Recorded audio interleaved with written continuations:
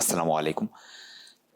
এ পর্বে আমরা অনুশীলনী 11 এর 1 নম্বর সমস্যার সমাধান দেখব। 11.1। এখানে আমাদের দেওয়া আছে উদাহরণ। প্রশ্ন দেওয়া আছে যে দুটি বর্গক্ষেত্রের বাহুর দৈর্ঘ্য যথাক্রমে এ মিটার ও বি মিটার, তাদের ক্ষেত্রফলের অনুপাত কত? এখানে আমাদের অনুপাত বের করতে হবে। ঠিক আছে, তো চলেন আমরা চেষ্টা করি বের করার। আমরা প্রথমে বললাম যে প্রথম বর্গক্ষেত্রের বাহুর দৈর্ঘ্য এ মিটার, অর্থাৎ প্রথম বর্গক্ষেত্রের ক্ষেত্রফল হচ্ছে এ স্কোয়ার বর্গমিটার। আচ্ছা, এখানে কি বলছে? বর্গক্ষেত্র বলছে। তো আমরা সূত্র জানি যে বর্গক্ষেত্রের বর্গক্ষেত্র আসলে কোনটা?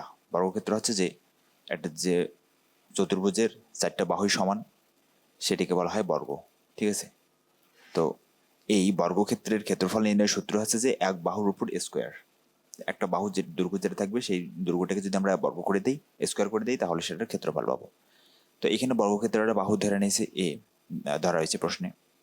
তাহলে তার একটা বাহুর দৈর্ঘ্য যদি এ হয়, তাহলে তার বর্গক্ষেত্রের ক্ষেত্রফল সূত্র অনুযায়ী এ স্কোয়ার হচ্ছে, তাই না?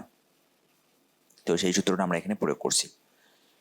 অনুরূপভাবে দ্বিতীয় বর্গক্ষেত্রের বাহুর দৈর্ঘ্য হচ্ছে বি মিটার, তাহলে দ্বিতীয় বর্গক্ষেত্রের ক্ষেত্রফল হচ্ছে বি স্কোয়ার। ওই যে এক বাহুর উপর স্কোয়ার, ওই সূত্র অনুযায়ী। তাহলে আমরা দুইটা বর্গক্ষেত্রের ক্ষেত্রফল পাইলাম। প্রথম ও দ্বিতীয় বর্গক্ষেত্রের ক্ষেত্রফলের অনুপাত আমাদের দাঁড়াইলো, প্রথম বর্গক্ষেত্রের ক্ষেত্রফল হচ্ছে এ স্কোয়ার, যেহেতু অনুপাত বের করতে বলছে এর জন্য অনুপাত চিহ্ন। তারপরে হচ্ছে যে দ্বিতীয় বর্গক্ষেত্রের ক্ষেত্রফল আমরা পাইলাম বি স্কোয়ার, তাহলে B square A square is to B square,